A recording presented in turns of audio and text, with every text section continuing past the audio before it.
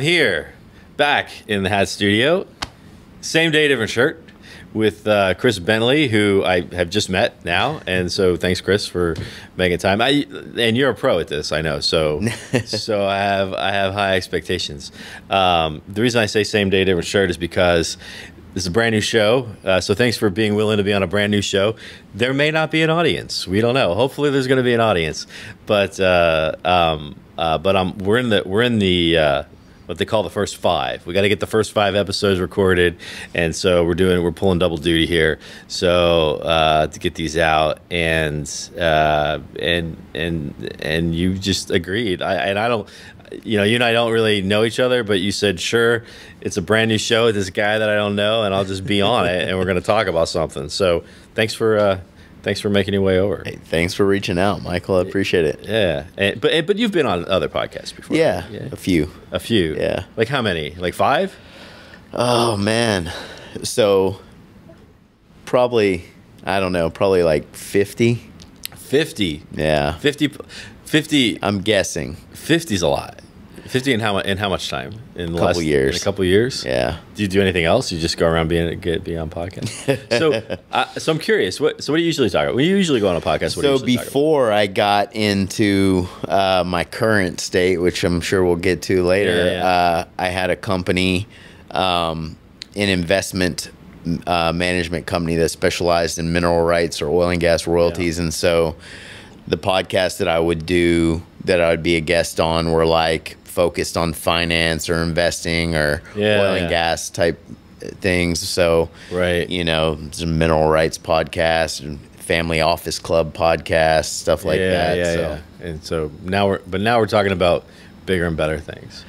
Yeah, kind of. Yeah, kind of. Bigger lessons. Bigger lessons. Say. All right. Yeah. So the way that and I guess that was how we got connected. Was because probably through the oil and gas connection, and it sounds like, and we were talking earlier, you've almost been on an OGGM podcast. We were trying to figure out what happened to that episode, but we'll figure that out. And I think that's probably how we got connected. But I think the thing that first caught my attention on your LinkedIn profile, and we were just talking about this, but it said business consigliere. So first we have to explain to those maybe who don't have Sicilian relatives like I do, what exactly does that mean? So I do really have Sicilian relatives. I in New Jersey. They're in New Jersey. Yeah. The Messina's in New Jersey. Are my relatives. My wife is from New Jersey, so I can sense that. I guess I can pick up on it. There's a vibe.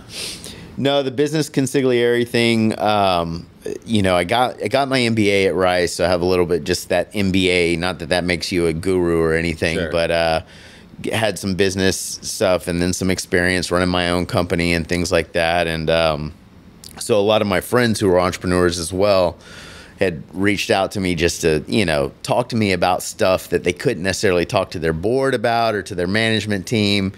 And one of my friends told me, man, you're like a business consigliere, because we could just talk openly and I'd give them unfiltered feedback, good, bad, or ugly.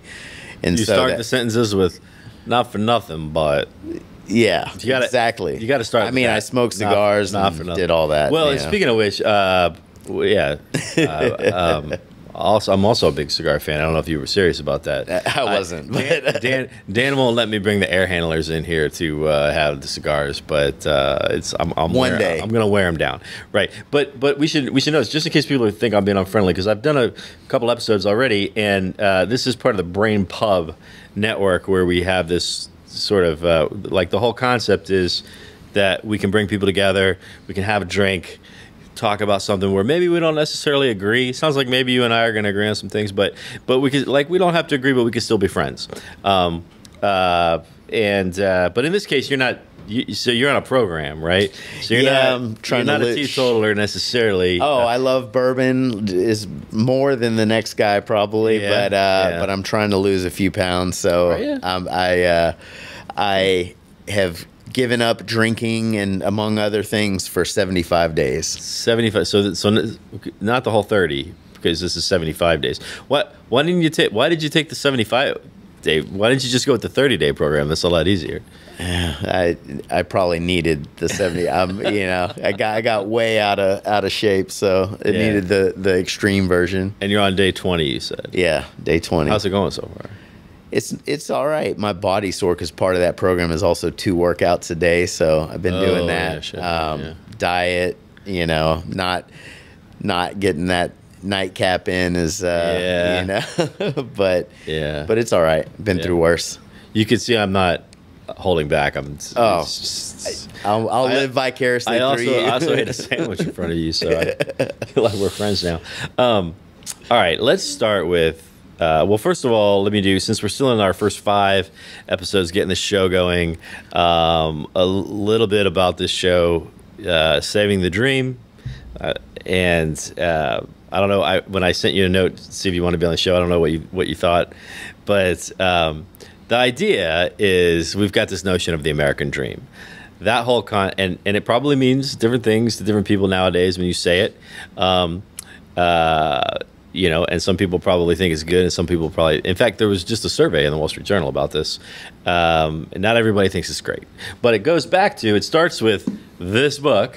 This is The Epic of America, James Truslow Adams, not related to the president. Are you familiar with this book? I am. Okay, so because you said you're a poli-sci major. I majored in political science for undergrad. Yeah. So here's my take on this book. And I'm going to confess that I haven't actually read it cover to cover yet, but I'm reasonably familiar. I've got skim. The thing that struck me is he doesn't. You know, so I went to it first, and I was like, okay, right here in the beginning, somewhere it's got to say something about the American Dream, because originally the title was going to be the American Dream, but they ended up calling it the Epic of America because it was the middle of the Depression. So, and I couldn't find it. You know, like I thought this book is about the American Dream, and I'm in the beginning of the book, and I had to Google to try to figure out where it says in the book, and it's in the epilogue. It's at the end, very end. And the whole idea is that it wasn't like, hey, everybody, here's the American Dream, and let me tell you about it, what you ought to go do. It was a look back historically to say, this is what everything that we've done in this country up until now has produced this thing that we now have, which is where everybody, no matter where you're from or whatever state of life, or broadly speaking, we just talked about this. Ration and I were just talking about this earlier. A lot of times people, people sometimes hinge their arguments on like the few outliers. So I don't mean that there's not an exception or people don't have extenuating circumstances, but broadly speaking, the idea here is if you want to go make something of yourself, you can, and you can have a better, richer, fuller life. Not bestest, richest, fullest life, right? And you said that earlier. Not everybody's going to be, but so that, I mean, that's my take. How do you see it? The same, and it's a history book, like more than anything, and I think history is important, but yeah, I think no matter what your circumstance is here, and people don't like to hear white males, white middle-aged males or whatever talk about this in America. Sure. But I think no matter what your circumstance is, you can make a better circumstance for yourself here. And I don't know if that's necessarily true in a lot of other places in the world. I mean, I was in the Marine Corps for a while, and I served in several tours in Afghanistan and several tours in Iraq. And in that, I made some friendships and relationships with some Afghans and Iraqis and et cetera. Yeah.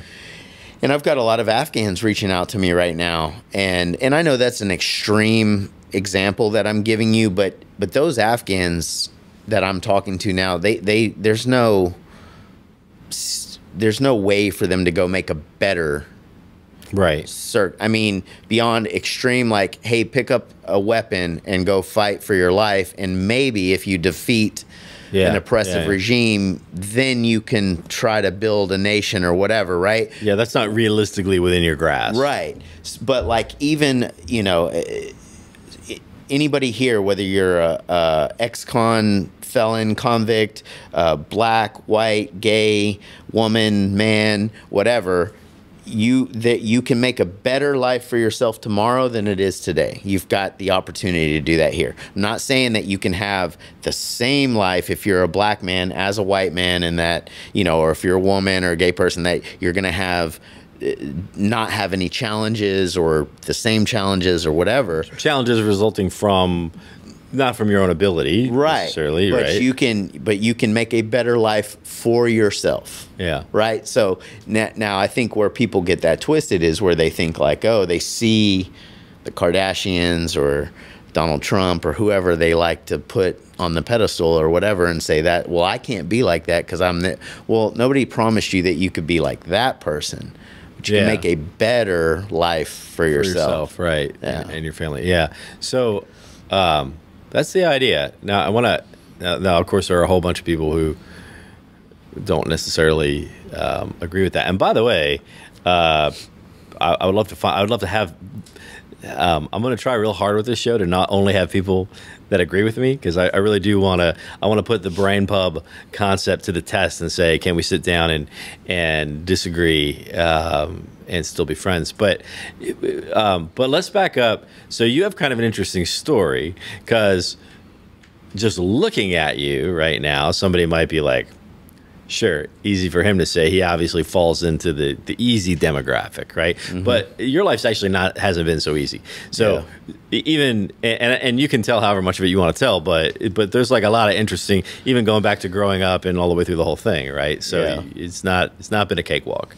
No, definitely not. And I don't want to make it sound like you know, I feel sorry for myself or whatever, right? But I think sometimes when you see somebody, you automatically judge the book by its cover, right? You say, oh, that white guy in America worked, you know, has got a college degree, whatever. He must have had it easy, right? And you know, I grew up from multiple divorce, you know, multiple stepdads, and you know, some abuse or whatnot, and then also, I wouldn't say poverty, but poor, you know.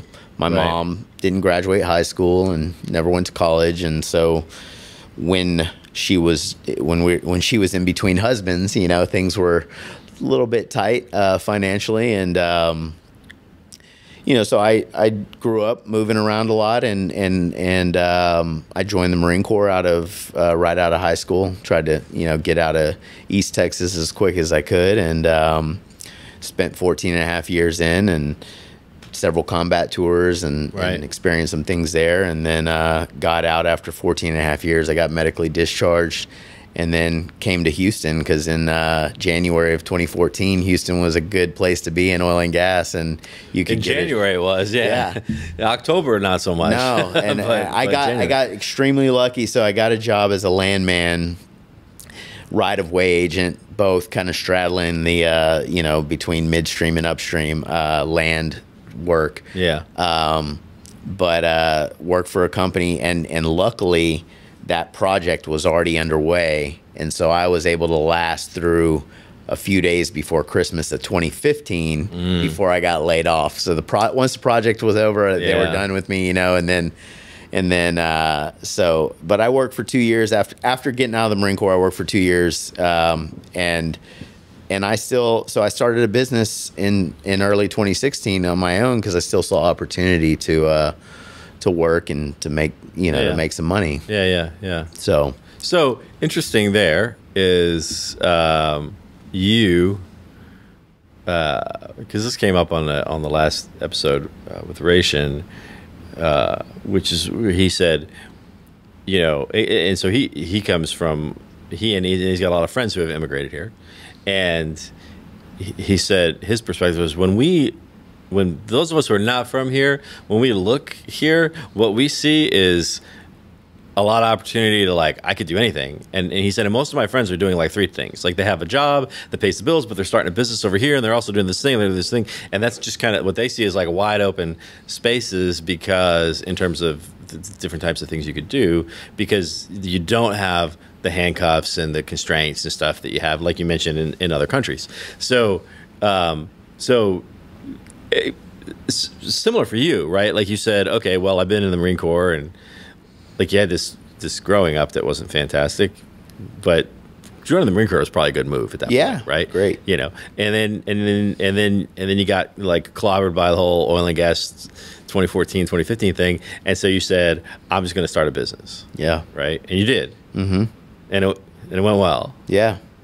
But it went well until it didn't. So before we get to the end, until it didn't, how difficult did you find like getting a business up and running? And now I'm not talking about anybody can fill out the forms and start an LLC and call yourself a business, but actually getting something going. Yeah, but you know that part that you just talked about, that's important to the American dream stuff, right? I mean, I'm actually reading Arnold Schwarzenegger's memoir right now. And he talks about his memoir. Yeah, it's actually pretty damn good. It's called Total Recall. No, yeah, of course it is. No, but yeah, that's what he named the book. Not has nothing to do with the movie. But anyway, he talks about starting a business when he was, Arnold made it pretty big back then as a businessman before he became an actor. And was this after being a bodybuilder? Well, during. At the same time, bodybuilding didn't pay the bills. He sold like nutritional stuff and that real estate. I mean, he did a lot of different things. But I mean, his point, and he had a construction company. But his point, he was just amazed at the comparison to his home in Austria. You could just go down to the at that time, now you can do it online, but you can go to the Secretary of State's office and file a thing, pay a little fee, and now you've got a business, an LLC. And he's like, in Austria, if you knew the right people, you grease the right pockets, maybe you get the permit to start a business, but only if the guy who approved the permit didn't know somebody who was competing against you. It's just like, okay, so even just the paperwork alone, is not the barrier to entry. We take it for granted. Super simple, right? And we have a very low barrier to entry to being an entrepreneur here. Yeah, compared to other places. So, and so you still have to have a good idea. Absolutely, you still have to execute well. Absolutely, but that's always the hard part, right? And but even if you don't, right? Like you could boil it down to like, if you know how to clean toilets. And you know how to mow lawns or whatever, you can be a business owner. And some people might argue one way or the other. It's not truly a business if you have to work in it. But here you can create a business, and you may have to work in it, and you may have to be the actual guy pushing the lawnmower, cleaning the toilet. But you can be your own boss. You can go make money. You can survive. It may not be the best living. You may not be living in River Oaks if you're in Houston or, Sunset Boulevard or whatever, but you can do something. But what about people, because it's funny now, I'm noticing a trend. Whenever we talk about, we kind of get on this groove relative to this subject, and the conversation typically goes to the entrepreneurial aspect. What about people who say, I don't really want to have my own business, I just want to have a good job. I want to have a decent job, and I want to make money. That was me when I got out of the Marine Corps. Yeah. Okay. So you weren't. Well, of course, you said you went to be a landman, and by the way, just for those who aren't from here, that's what it's called. It's called a landman. I know it's not women. A gender term. I know women who are landmen, and that's what they call themselves. Yep. They say, I'm a landman. Yep. Right. Land manager. Okay. Yeah. It's like petroleum land manager, but we are great at shortening things up here in the U.S. I'm a landman. I'm not a landwoman. So, or any other option. Okay. So you've done both. You said had a job. I want to go. I want to have a decent job. I want to make some decent money. You did that. You said I want to start my own business. You did that. Without a lot of. I mean, do you think that your demographic helped you in that regard? Absolutely. I mean, now I don't think that there's some. I think some people try to pose it as like the system's rigged against you if you're not a white male. I don't necessarily. I feel like sometimes it's rigged against me because I'm. Well, it's starting to become that way. We could argue. We could see some of that, right? I joke sometimes, thank God I married a brown woman. She's Asian, and so my kids look more brown than white. I'm like, all right, maybe they won't. Maybe people won't hate on them because they're white males in America. But anyway, No, I mean, look, there's human, for me, there's human, we're tribal people, right? Like we kind of stick to most people are, you know, they move to the Italian neighborhood, and when they immigrate here, they go hang out with other Italians or other Hispanics or whatever, right? Like it's normal. Yeah. I don't think it's some systematic racist thing. The Northeast, like, you're talking about New Jersey, that, you know, I don't know what it's like now. It's been a long time since I've been up there in the Northeast, but it was, you know, and that was the place, everybody came through Ellis Island, right? You had, like, the Polish people lived in the Polish neighborhood and went to the Polish Catholic Church. Yeah. The Italian people 2 blocks over went to the Italian Catholic Church that was right here, and they didn't, but it wasn't. It's not like some systemic thing where stay away from them. That was where their support. You feel at home, and you naturally gravitate towards your people, you know. And my wife is Filipino, and her family's like that. And I don't think they're racist, that they don't invite any white people except the ones that married into the family to Christmas dinner. Yeah. I don't go over there and say, y'all are so racist. There's not enough white people sitting at this table, you know? Like, you should try that sometime, though, just to see what would happen. But I just think it's normal, you know? And now I do want to say, yes, because of that normal human tribalism, other people who are minorities in this country do have more of a challenge on getting their foot in the door in certain things, I think. I mean, So, all right, so that's an interesting point you just made, because what you're saying is it's not because it's not inherent to the system or the structure or the rules or anything like that.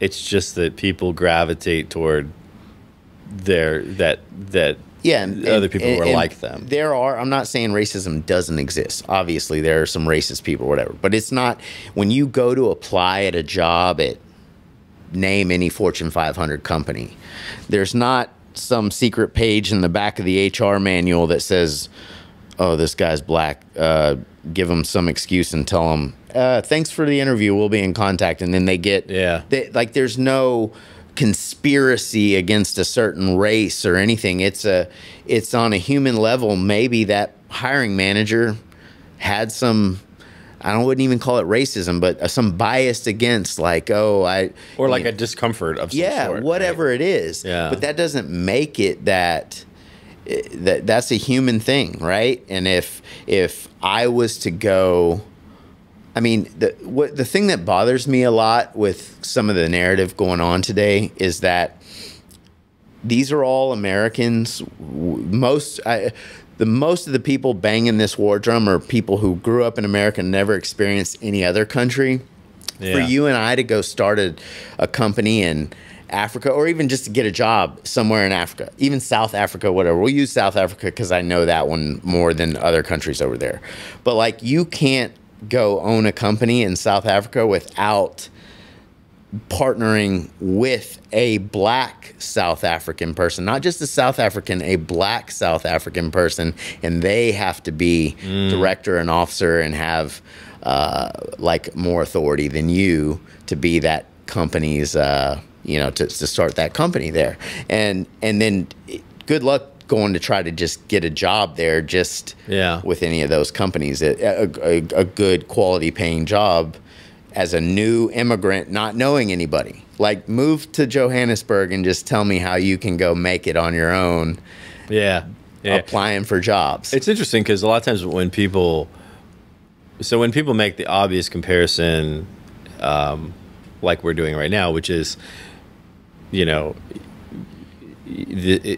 realize how great it is here until you experience other places. And we always go to the extremes, right? We always talk about Russia and China and North Korea and things like, or certain places in Latin America. But even like the nice places, right? Well, I don't know if it's South Africa, well, they like to use Scandinavia a lot. Yeah, they use Scandinavia, right? Finland, Norway, Sweden, whatever, right? Yeah. There's 5 million people in Norway. That's Houston. Yeah, and guess what? It's 98% Caucasian. Yeah, it is. But I guess what you're saying, because you brought up Austria and Arnold saying, hey, I wouldn't be able to do this there. South Africa, it's even in places that are modern and civilized and democratic or whatever, it's still not as easy to do things, to get a job or to start a business or whatever you're trying. Immigrate, anything. Whatever you're trying to do to have that better life, right? It's not as easy. Yeah. I mean, and obviously, you know, I haven't traveled all over the world or seen everything, but, you know, and look, I get, I, as a white male American, get a little fed up with some of the things going on in our country, but at the end of the day, I still do believe that we've got the best, you know, thing going on. I mean, you could argue it's going down a bad path, and it may not be that way for much longer, but yeah, well, right now, like you, well, we're gonna keep fixing it until it breaks. Yeah, yeah. So, okay, so I want to shift gears a little bit. So now you're in a new situation where you've got you kind of have to rebuild. You kind of have to start over, or you are starting over. I don't know. How do you think of it? How do you think of your situation right now? Purgatory. Okay. No, the reason is you know, and you can ask me anything you want. I'll be completely. I published a book about it, but look, I committed fraud. Nobody knew about the fraud, whatever. But I did it to you know, try to survive. Doesn't make it right, but not your typical, you know, cocaine and strippers living the high life fraud with other people's money. Like I was using the money in a wrong way. Still wrong. Yeah. But to try to keep the lights on and try to dig out, you know, figuring I could buy some time. Anyway, it just got to be, I was just extremely suicidal and just in a dark place. That so buying the time thing is how you get sucked in. Yeah.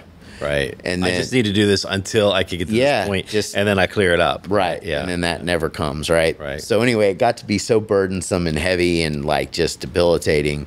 Went and turned myself in. And that was over a year and a half ago. And I finally just got charged, like officially charged with wire fraud, like maybe a little month and a half ago or so. Okay. I'm awaiting sentencing and all that type of stuff to figure out what's going to happen with me. So this last year and a half has been kind of like I guess purgatory. there's no trial if you turned yourself in. Right. Yeah. So, and I you know, I'm going to plead guilty and get sentenced and all that. The reason I say it's like purgatory is because I don't know what the future holds for me. Right. In the meantime, though, I've been keeping busy and like trying to help friends who have businesses. I published a book. I'm trying to do some speaking engagements that I'm working on with, like, to help make restitution for my investors and whatnot. But yeah, and I've been well received. That's the other thing. You know, you talk about the American dream or whatever, but it also goes into our culture. I mean, people are pretty forgiving here, I think. You know, maybe not the people that I affected, but, you know, everybody's judgmental. But then once they make that initial judgment, oh, like you dirtbag or whatever, people are offering to help. Like, hey, how can I help you sell more copies of your book or yeah. You know? Yeah. So I've been very, I can say I've been, you know, there's been a lot of people reaching out to try to help. So that's, yeah, I mean, that's another interesting perspective on this life in America thing. I think that one might even surprise me a little bit, especially really? Now. Yeah, that people are that. I guess maybe because so much of what you see, you know, you talk about like the loud minority, right? Or the, but what gets told loudly in the media or is so. You know, I know what you're saying. Antagonistic. Yes. That you kind of like don't imagine that. I saw a video the other day. Somebody had a video, some social media video, and this woman is screaming at the top of her lungs because this guy told her that the line starts back there. He didn't touch her. He didn't do anything. And the next thing you know, she's just like, now this is bizarre, extreme. Who knows if it's even real, right? I think it was probably real. But I guess with the advent of, well, this is another thing. We go back in history and you go, well, first we started to have 24/7 news, right? Where you had cable news, and then so you got to fill that space up, and then eventually we have internet, and so you got to fill that space up, and then we have social media, and you got to fill all that up. So you fill up all of these channels with whatever fills it up and whatever holds people's attention, and you kind of lose track of what real people are actually like. No, for sure. I think all the social media stuff and the 24-hour news cycle has had a definitely negative effect. But even with that, right? Like you see, as I sit here on a podcast. But anyway, yeah. Yeah, but I mean, this is a little different. These are real connections. We're having a real conversation, right? It's not some entertainment, if you just entertainment. But like people like a comeback story, right? So you see like that's part of it. But then I think, most people, I still believe in my heart, are genuinely good. I mean, even I've been in, like I said, my 2 war experiences are Iraq and Afghanistan, and even the people I meet over there, like, you go over there as a young kid, at least I speak for myself, and I'm like thinking, oh, everybody's bad guys. Everybody hates Americans and they're anti-Christian, that's not the case. Like it's not like when we're here, we're not anti-Muslim or anti this or that or whatever. We just want to live our life, take care of our family, and leave me alone. But if our paths cross, I'm going to be nice to you, offer you some food, a beer, whatever. If you're my neighbor, I don't care, right? Yeah. And I think that's the way most human beings are. And if you see somebody down, most people, I would say, don't want to kick them while they're down, like try to help them up. Hey, if that person ends up being like truly an asshole, right? Sure. Like, okay, whatever. Yeah. But well, so that's interesting. So your experience has been that you come clean, and you're doing what you can to make things right, which, as you said, might not be appreciated by everybody, but and so like regular everyday people are helping you out. Absolutely. That's I'm surprised at how much I'm surprised by that. But I mean, I shouldn't be surprised. Well, I mean, I was surprised by it. I mean, obviously, have my own like guilt and bias and tunnel vision of how I expected the whole world to be like throwing rocks at me, But most people who actually took the time to read the story and the articles and dig into what happened, like, okay. Yeah, you fucked up, man. You did wrong. yeah. But that doesn't mean you're done, Right. So. Yeah. Well, no, that's but that, which is great to hear, by the way. I'm sure it must be. I'm also stumbling a little bit mentally because I'm trying to put myself. I'm not trying. I'm just naturally thinking what it would be like to be in your situation right now. I mean, I know that pit you get in your stomach when you just don't know if you're about to get fired or not, right? That's like really small potatoes compared to it's a hell of a time you pick to quit drinking, I think, is everything I'm thinking, because believe me, some nights I'm like, damn, I could really just use a glass of bourbon right now. Just take the edge off. Yeah. So, but this is an interesting angle that I hadn't really thought of about this American dream concept, which is, if you say, as Adam says, through 200 pages or whatever, so in all the things that we've done, now all of, and he says it's not all good, right? And at the end he says we're still doing it imperfectly, of course. But he says all the things that we've done to get to where we are, we've created this place, both geographically and otherwise, ideologically, this place where you can have a better life, and part of that, and so our head always goes to, having a job or starting a business or whatever, but there's all these other aspects of being able to have a better, richer, fuller life, part of which is the relationships around you and the support of the people around you, and you probably wouldn't get that the same way in some other places, I wouldn't guess. Yeah. I mean, yeah, they're definitely, and we definitely have done a lot of things wrong in our short history of our country. As when I say we, like just humans, Americans in history, right, whatever. Right. But that doesn't mean like the bad things don't. It doesn't mean you need to burn it down. Yeah, it doesn't mean you got to burn it down and say that it's irrelevant or not. It negates all the positive things. But I'm really active on LinkedIn, as you mentioned. That's how you and I connected. So I'm not on too much other social media platforms, too many other ones. But LinkedIn, I really have made some awesome connections with people. And recently, I connected with this guy, and I've never met him in person, but his name's Ed Hennings. He's a black guy, did, I think, about 20 years in prison. I can't remember, but for murder. And his story is he did do it. He killed the guy, but it was like he shot a dude in self-defense. I don't know the whole story or whatever, and it really doesn't. In the middle of a conflict, right? There was some sort of conflict when he was young. I think either 17, 18, maybe even 16. I don't remember, but spent a lot of time in prison and got out after being institutionalized felon. And maybe it came down to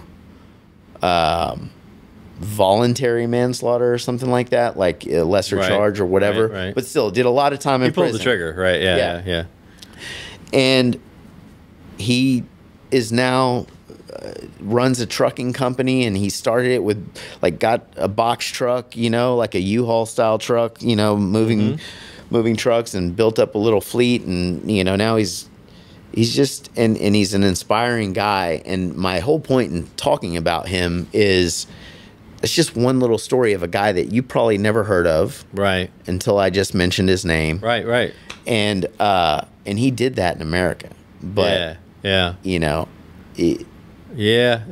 and he's a black man, felon, convicted murderer, and I hate to use that term because we all make mistakes, some more drastic than others, right? But that doesn't mean that you should be condemned as long as you do repent and try to move in the positive direction. I think you can do that in our country still. You can say, hey, I screwed up. Let me do my time, whatever that is. But now I'm gonna try to move forward. Yeah. That's a really that kind of under the whole American dream heading. That's not something we usually think about, but that's because for most of us, it's not really part of our story and part of our experience, but it is for you. That's really good. We probably should. I'm watching the clock because we probably should wrap up here. Hopefully, like I said, hopefully we're gonna have an audience. We're gonna launch this show, and we're gonna get it out there, and hopefully, and you can help by promoting. But that's a really great. That's a great perspective on things that make it, and I don't always want to say, like, the intention is not to use this as a platform to say, this is why it's still better here than everywhere else. It's just that a lot of times when we talk about the American dream or things of that nature, we tend toward well, even though it's not perfect, it's still better than ever. We do that from the time we're kids, right? Like we get in trouble when we're kids, and we quickly point out how somebody else did something worse, right? So well, at least I didn't, right? But so the intention is not to make it this continuous comparison. It is true, and I think it's underappreciated. And that's usually what people say. Like when you said that originally. You didn't start out by saying the purpose wasn't, well, look, man, it sucks everywhere else. It was, you started by saying, I think people don't appreciate because they don't have that experience. But even if you leave out the comparison, I'm not seeing any reason to believe that that it's broken the way the media is making it out to be, right? I'm still open to that. I'm open to that argument. I'm open for somebody to come on and say, okay, well, let me tell you about some stuff you don't know, or let me tell you about some stuff that you're not. But anyway, it's a good story. You gotta be willing to pay for if your guests need to be here in person.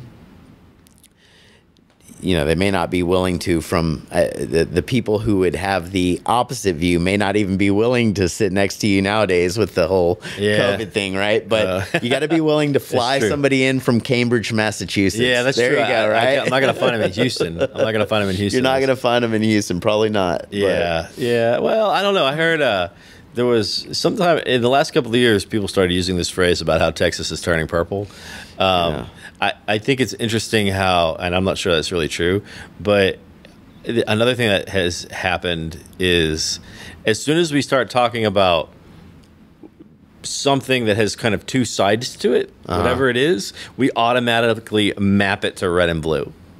Like everything gets mapped to red and blue. Yeah. It's, which I don't know. Has it always? Well, you're a political science major. Has it always been like that? I don't know. You know, I studied a lot about political history in the parties and whatnot, but yeah, it's been for the over 2 centuries now. It's been two parties that But I guess what's interesting to me is that everything. So okay. I don't know about, I haven't been following lately, but there for a while in basketball in the NBA, there was debate as to whether to add a 4-point line, right? Beyond the 3-point line. Yeah. Okay. So the point that we're at today is if we were having an argument about whether there should be a 4-point line in basketball, it would be what the Republicans think versus what the Democrats think, right? Things that are just like general human, like everything maps to the political point of view. Yeah, and like you mentioned with COVID, right? That if you're blue, you're wearing a mask and not showing up, right? And if you're red, you're not. Anyway, but it's not that simple, I think, is the point you're trying to make, right? Is that we're human. Like, I mean, I'm not ashamed to admit I'm a libertarian. Which people say, oh, you're stupid if you vote anything besides one or the other party. I'm like, because you take away from them. Yeah. Right. But